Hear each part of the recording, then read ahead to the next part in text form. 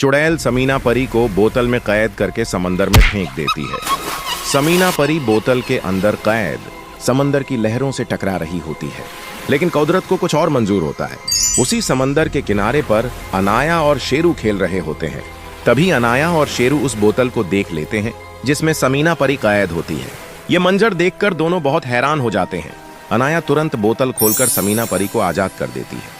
फिर समीना परी अनाया से मदद मांगने लगती है और कहती है, समंदर के बीच हमारा एक बहुत खूबसूरत राज्य था, लेकिन एक दिन एक चुड़ैल ने अपने जादू से हमारा राज्य देख लिया। उसे लगा कि अगर वो हमारे राज्य से कुछ पा ले तो और ज्यादा शक्तिशाली हो जाएगी। फिर चुड़ैल समंदर के किनारे आई और नाव पर बैठकर कुछ दिनों के सफर के बाद हमारे राज्य के करीब पहुंच गई। थोड़ी ही देर में वो हमारे राज्य में दाखिल हो गई। मैं और सुमायरा परी ने उस चुड़ैल को देख लिया और उसे रोकने की पूरी कोशिश की, लेकिन हम रोक नहीं पाए। फिर उसने सुमायरा परी को घायल कर दिया और मुझे अपने जादू से बोतल में बंद करके समंदर में फेंक दिया। कृपया अनाया, हमारी मदद करो। अनाया और शेरू यह सुनकर बहुत हैरान हो जाते हैं और फिर समीना परी को अपने घर ले आते हैं।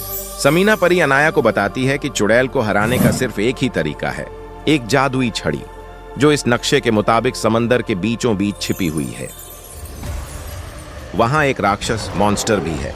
दूसरी तरफ चुड़ैल के सामने जो भी परी आती है वो उसे खत्म कर देती है और महल की तरफ बढ़ रही होती है। अंदर जाते ही चुड़ैल रानी परी से कहती है, मुझे जादुई लॉकेट दो वरना मैं सब परियों को भस्म कर दूंगी। रानी परी लॉकेट नहीं देती तो चुड़ैल महल में सब परियों को अपने जादू से मार देती है। रानी परी लॉकेट को बचाने के लिए महल से तुरंत निकल जाती है और छत पर जाकर महल से छलांग लगा देती है। नीचे जोर से गिरती है। फिर किरण और इरम परी उसके पास आती हैं और उसे पकड़कर एक छोटे से घर ले जाती हैं। वहां एक बुजुर्ग औरत रानी परी की मरहम पट्टी करती है। फिर रानी परी जादुई लॉकेट निकालकर किरण परी को देती है और कहती है, तुम ये लॉकेट अनाया तक पहुंचाओ, वो और कोई नहीं मेरी बेटी है। किरण परी यह सुनकर हैरान हो जाती है और कहती है, नी परी, मैं हर हाल में ये लॉकेट अनाया तक पहुंचाऊंगी। फिर लॉकेट लेकर किरण परी निकल पड़ती है। समंदर के किनारे पहुंचकर वो अपनी दोस्त डॉल्फिन को बुलाती है और उसे लॉकेट दे देती है। डॉल्फिन समझ जाती है और तुरंत लॉकेट लेकर अनाया की तरफ तैरने लगती है। दूसरी तरफ अनाया वो नक्शा लेकर जादुई छड़ी पाने के लिए निकल पड़ती है। कुछ देर बाद वो समंदर के किनारे पहुंच जाती है। तभी समंदर से डॉल्फिन बाहर आती है और अनाया को लॉकेट देकर सब कुछ बता देती है। अनाया उस लॉकेट से समंदर में जाने का रास्ता बनाती है। लॉकेट पहनकर वो और भी ज्यादा शक्तिशाली हो जाती है। फिर अनाया और शेरू दोनों समंदर के अंदर जाकर एक नई दुनिया देखकर हैरान रह जाते हैं। वहां उन्हें एक एक परी मिलती है जो बताती है कि अगर तुम्हें जादुई छड़ी चाहिए तो तुम्हें एक राक्षस से लड़ना होगा। अनाया और शेरू दोनों आगे बढ़ते हैं और उस जगह पहुंचते हैं जहां एक बड़ा राक्षस छड़ी वाले बॉक्स के पास बैठा होता है। राक्षस अनाया को देखते ही बॉक्स छुपा देता है और उस पर हमला करता है, लेकिन अनाया जादुई लॉकेट से उस पर हमला करती है। राक्षस बॉक्स लेकर भागता है, लेकिन अनाया अपने जादू से उसे हरा देती है। बॉक्स खोलते ही अनाया जादुई छड़ी निकालती है और भी ज्यादा शक्तिशाली हो जाती है। छड़ी लेकर अनाया और शेरू वापस ऊपर आ जाते हैं। एक छोटी सी नाव पर बैठकर अनाया, शेरू और समीना परी राज्य की तरफ निकल पड़ते हैं।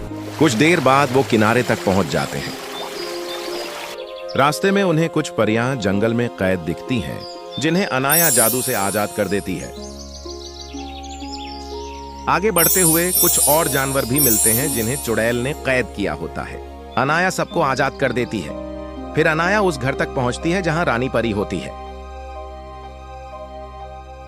अंदर जाते ही रानी परी अनाया को देखकर बहुत खुश होती है और उसे जोर से गले लगा लेती है। दूसरी तरफ चुड़ैल काले जादू से परियां बनाती है और उन्हें लॉकेट ढूंढने भेज देती है। वो परियां लोगों के घर जला रही होती हैं, सब कुछ तबाह कर रही होती है। फिर अनाया आती है और अपनी जादुई छड़ी से सब परियों को खत्म कर देती है। फिर जादू से सब घर पहले जैसे कर देती है। फिर अनाया महल के अंदर जाती है जहां चुड़ैल जादू कर रही होती है। अनाया उस जादू को रोकती है। फिर अनाया और सब परियां मिलकर एक साथ चुड़ैल पर जादू करती हैं। चुड़ैल कमजोर होकर नीचे गिर जाती है। अनाया चुड़ैल की छड़ी लेकर और भी ज्यादा शक्तिशाली हो जाती है। फिर अनाया चुड़ैल को बोतल में बंद करके समंदर की गहराइयों में फेंक देती है।